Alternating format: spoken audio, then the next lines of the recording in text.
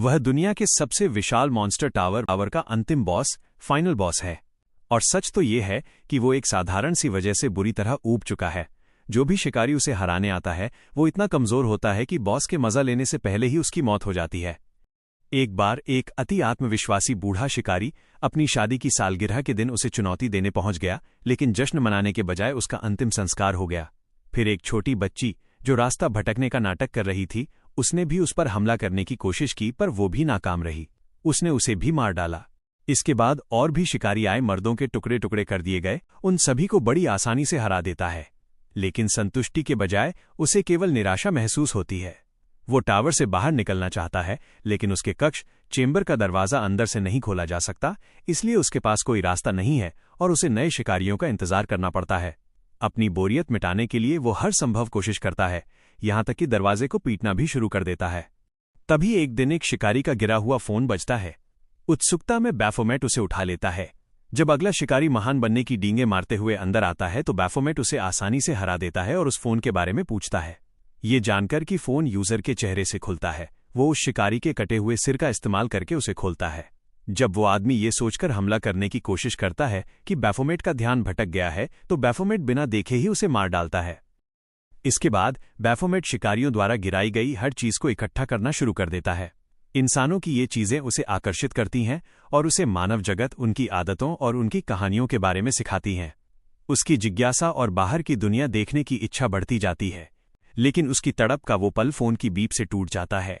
तभी उसे किसी के आने का एहसास होता है और वो अपने सिंहासन पर सीधा होकर बैठ जाता है। जैसे ही वो आने वाली आकृति को देखता है, उसे उस व्यक्ति से निकलती अपार शक्ति का एहसास होता है और वो तुरंत शिकारी की तलवार से अपना बचाव करता है। वो हमला करता है, लेकिन शिकारी हवा में उछल जाता है। जब वो शिकारी पलटवार करता है तो बैफोमेट को समझ आ जाता है कि ये बाकी सबसे अलग है, क्योंकि ये शिकारी उसके समय के लायक है। वो शिकारी को पकड़ने के लिए अपनी जंजीर, लेकिन शिकारी उन्हें आसानी से चकमा दे देता है। बैफोमेट उसके पीछे प्रकट होता है, लेकिन शिकारी उसकी हरकत को भांप लेता है और फिर से ऊंची छलांग लगाता है। अगले ही पल शिकारी उसे जमीन पर दे मारता है और अंतिम प्रहार की तैयारी करता है, लेकिन वो फिर से खड़ा होता है, अपनी तलवार घुमाता है और हमले के लिए तैयार हो जाता है। शिकारी उसका डटकर सामना करता है। एक पल के लिए तलवारों की गूंज पूरे टावर में भर जाती है। वो अपनी पूरी ताकत झोंक देता है और शिकारी की ओर अनगिनत तलवारें फेंकता है, जिन्हें वो अपनी ऊर्जा से रोक लेता है। अगले ही क्षण शिकारी का वार उसकी त्वचा को चीर देता है और पहली बार बैफोमेट स्वीकार करता है कि ये इंसान शक्तिशाली और स्वतंत्र है। उसकी जानकारी के बिना उसकी आंखों के सामने चुपचाप एक क्वेस्ट प्रकट होती है। अगले ही पल हंटर उसे मार देता है।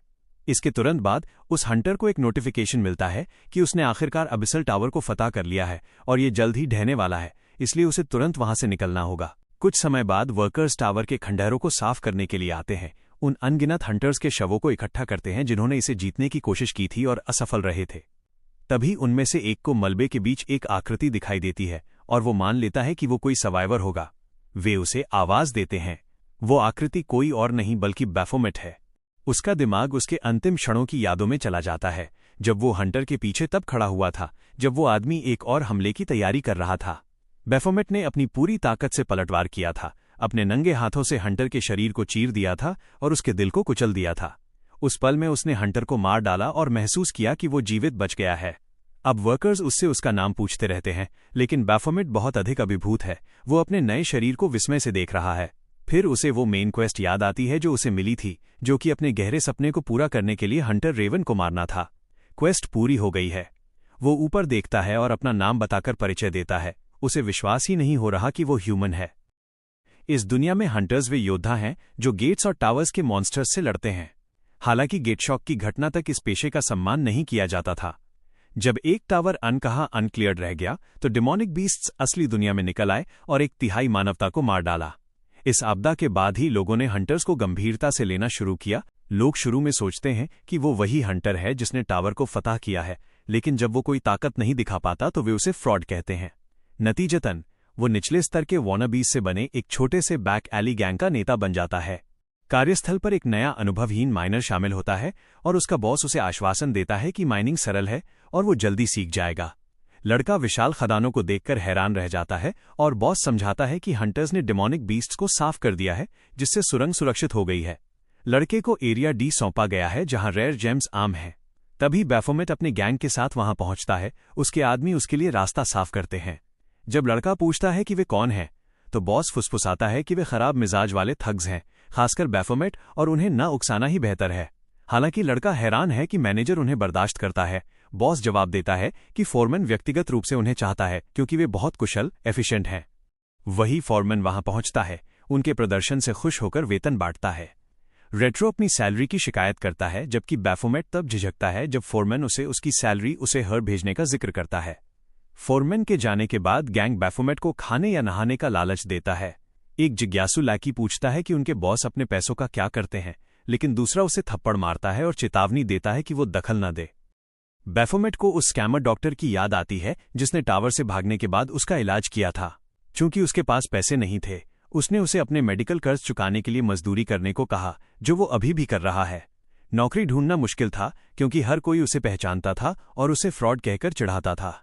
लगातार बुलिंग के बाद वो आखिरकार टूट गया और उसने पलटवार किया, उन सभी को हरा दिया जो उसे ताना मारते थे, और इस तरह वो गुंडों के एक समूह का नेता बन गया।